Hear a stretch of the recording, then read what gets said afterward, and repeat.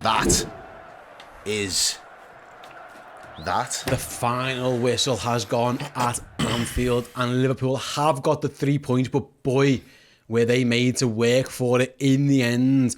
It was a much changed Liverpool side, and for what? 45 minutes of the first half, it was very even. Norwich get an early goal in the second half, a deflected shot by Rashika in the 48th minute, put Norwich up. In the end, Liverpool are forced into a couple of subs, and a formation change maybe plays a part in it, because he takes off Keita, he takes off Oxlade-Chamberlain, he brings on Thiago, he brings on Divock Origi. Within 3 minutes, Sadio Mane scores a worldie of an overhead kick. 3 minutes later, Alisson Becker's long ball assists Mo Salah with a touch from God. What a touch from Mohamed Salah. Spins the goalie, makes it 2-1. And then a first Anfield goal in the 81st minute. Assist from Jordan Henderson for Luis Diaz. And in the end, Errol, legs were saved. Points were won. Liverpool were made to work for it, and Norwich deserve credit for that. But ultimately, 3-1, job done. Yeah, you've got to have a little bit of relief at that point as well, because that's it. The quality front line that you've got there to use to your advantage paid off massively. Absolutely massively. If Sadio Mane's goal doesn't highlight the quality that him as an individual still has, I don't know what will. But the fact that he was able to do that acrobatic, as you said, he twists himself like a pretzel to get the connection on it. He's been trying a couple of overhead kicks, and it's just been lacking that technique. But today it was absolutely bang on point. And I think from there, Norwich knew that the chances that he didn't take in that first half were probably going to come back to bite them in the arse. Even though they did go 1-0 up, that was it for them. I wouldn't say their heads went, but they just lost all the wind in their sails at that point, and the storm Eunice turned in our favour from that point onwards. And Storm Sadio. just absolutely marched into the box right in front of the cop and just does the business. And then after that, in terms of the threat from Liverpool, it seemed like every opportunity we was getting going forward, it looked like we was going to create something, or we was going to go very close. And it's not long before Mo Salah pops up with the second, and his footwork for that as well is exceptional, isn't it, mate? And then Diaz with the third. Yeah, speaking of Diaz, we've got a super chat from John Francis, Canadian $5 Canadian. So it says, thank you very much, John. Congrats to Diaz, those are the runs I want to make, and so clever, a sexy touch and the ability to finish. Up the Reds, up Ste and up Errol. Thank you very much, my mate. And a $5 Australian super chat from Adam McVeigh. We need some Billy Joel. We didn't start a fire. It was Luis Diaz, Mo and Mane. Banger. Actually banger. But that's the thing, isn't it? Like, we've always wondered what's Liverpool's plan B, and sometimes it goes one way, sometimes it goes the other. Jurgen's plan B was to change his midfield. Yeah. Make it go almost 4-2-3-1ish. So he's got Mane effectively playing. No, Diaz playing effectively as a number 10 with Mane out on the left wing. And it makes a difference, because I thought it just gives Norwich an extra to think, Divock doesn't actually have a great involvement in the game. But he occupies space. Liverpool can play off him. Because if we go back to the first half, what we didn't have, it was sloppy. It was like we always looked one short, the wrong pass on the edge of the box. I think a couple of players in that first half let themselves down and maybe took themselves out of final contention, and then a couple of lads who come on in the second maybe played themselves into one. Yeah, and I think as well, we were saying before how he was going to match up, and if it was playing into our hands, if he was going to go man for man. But in the first half, it worked for them. Yeah. That man for man enabled them to not only have one core man on all three of our forwards, but when they needed someone else to double up, they just had the option there as well, because of, I think, how they was choosing to operate in early parts of that first half, especially Diaz coming in centrally. It meant that there wasn't that space, and we wasn't stretching them across the full width of the pitch. We was playing so heavily down that right-hand side, there wasn't the instinctive overlaps of a Joe Gomez there that we used to seeing from a Trent Alexander-Arnold. So there wasn't the opportunities there, and then when we did get them, it looked, even though we was creating half chances almost, it looked like we was forcing it, and we was kind of doing it. We was doing ourselves a disservice by not really playing with that zest that we've been playing, or with that zip around that final third for us, and the decision making didn't help. And Norwich City, credit to them, the team of Pucky nearly scores early. It wasn't the first chance. They had a few chances in that first half. Second half, the goal is it's a disappointment. I don't think that there's a couple of players who don't cover themselves in glory. And I don't think you can begrudge Norwich getting on what. No. To be honest, I don't think you can begrudge them. They equipped themselves well. It was a lazy swing of a leg by Joel Matip to deflect the ball in, but it was what Norwich were all about. They were full of endeavour. They were full of hard work. You're never going to out-quality Liverpool. No. Norwich aren't, but what they can do, they can... I don't know what the word is, like, well, out-battle them, outrun them, try and match them for all the physicality in the world, which is what they did.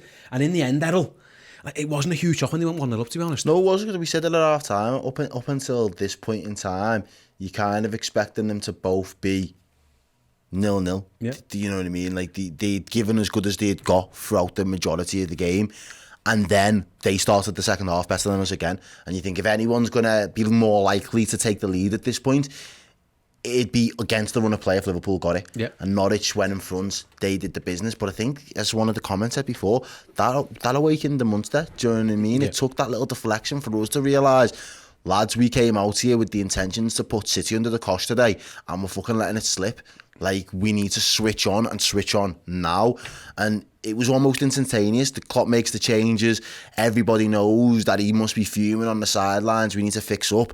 And we started to see individual performances that were befitting of the end result, really. And that 3-1 on the scoreline makes it sound like it was a really comfortable game, but anybody watching that, I think in recent weeks, people have been like, oh, you know, they've made out as if, you know, these games were a lot closer than what they have. But if you watch the game, it was really comfortable from a Liverpool perspective. I think this is the first game in that same period of time where it's the other way around. The 3-1 doesn't really reflect how close in actuality the game was for us today. Yeah, we beat Leicester 2-0 and we were well better than that. Yeah. You know, Burnley 1-0, we were probably defensively better than we were in this game. Like, you're absolutely right. Even into Milan, we went 2-0 and they don't have a shot. Yeah.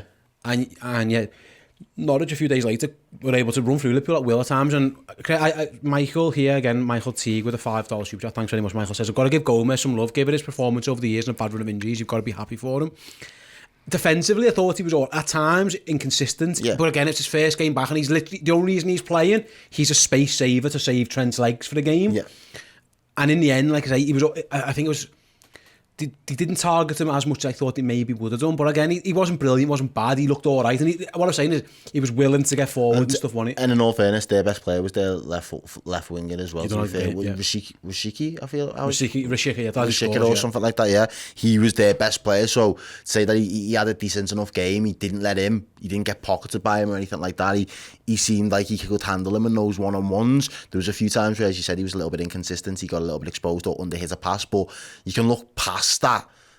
Obviously, now that the performance towards the end of the game and the result is in our favour, but I think ultimately as well for him, it was a good moment for him to get those minutes back in the legs and prove that he is still, you know, he's going to be a vital cog in this Liverpool system and squad for the foreseeable future as long as he can stay fit. So it was a good step in the right direction for Joe Gomez today for me. Yeah, it was just getting him on the pitch. I don't think he was brilliant. I don't think he was horrendous. I think it was just like an average performance for him. And like I say, we'll do the player rating show later. It'll be interesting to see what you guys think of Joe Gomez. Well, make sure you do join us for that then. Remember, streaming shortly after we go off air on the watch along, we will have Errol will be back in this very seat with your reactions.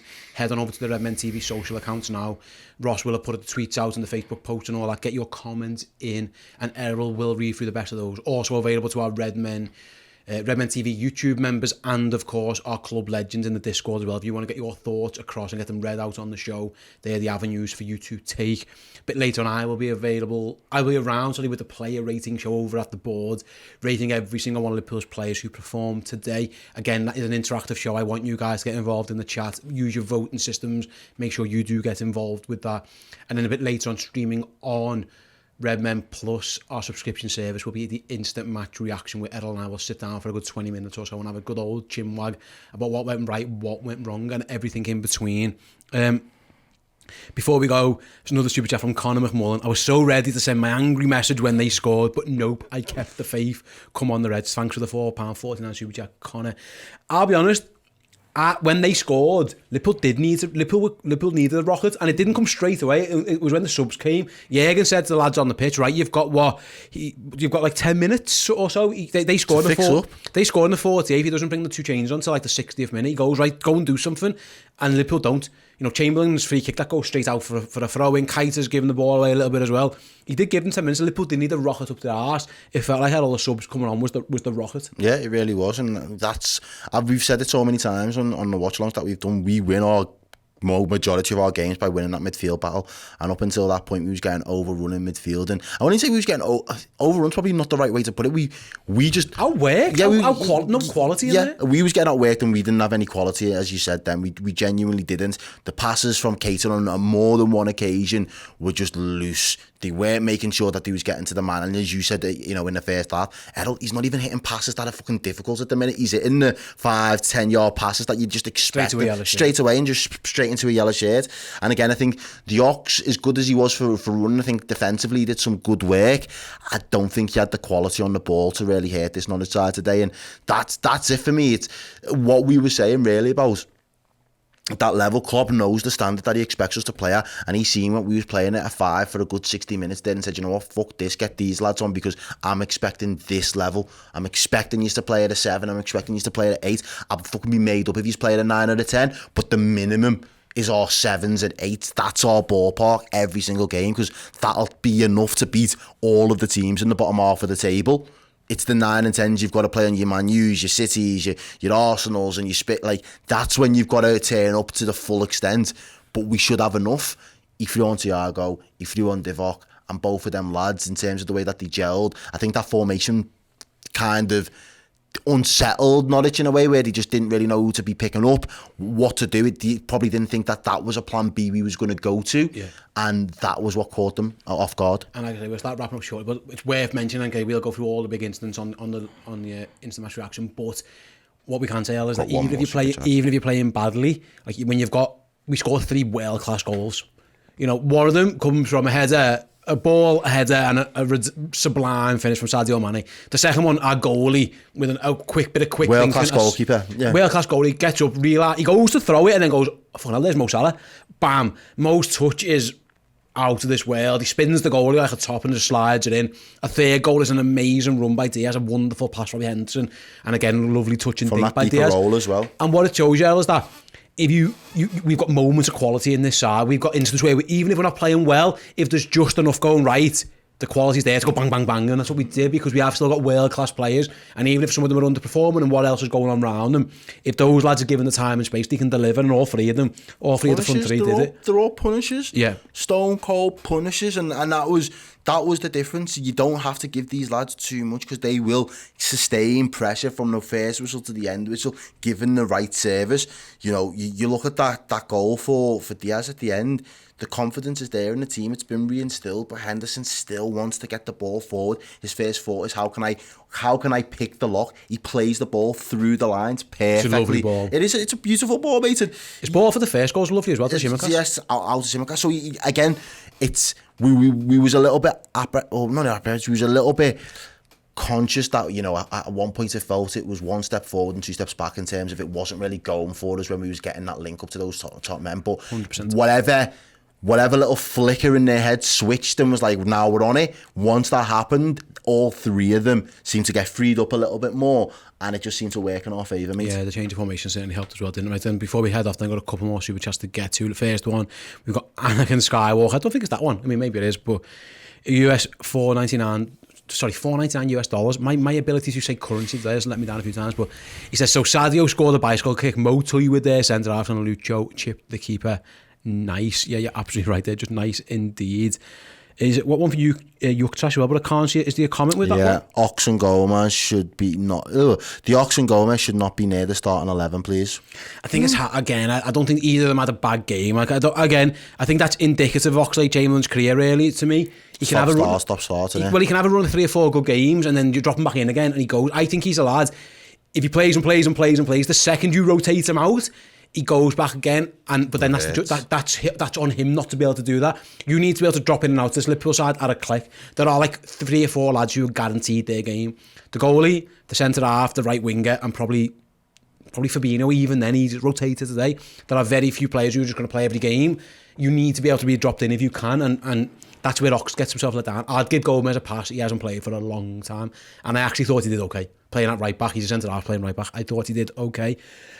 Right then, like I said before, Over on the YouTube channel, shortly, Errol will be back with the fan reaction show. Make sure you get yourselves involved. Make sure you tune in for that one. Then keep an eye out on the YouTube channel again for the player rating show, and then streaming later on Redmen Plus will be the instant match reaction. If you are not a Redmen Plus subscriber yet, you'll have some time to go and subscribe. Not only will you get access to the instant match reaction and the final word show from this game on Monday morning, you'll also get all of our League Cup content. It is Wembley week. We have launched Wembley week already here at the Redmen TV on Redmen Plus. We've already put out our first ever Silverware Stories episode, which focuses on the 2001 League Cup final from the guys who played in it and from assistant manager Phil Thompson as well, with some fascinating insight.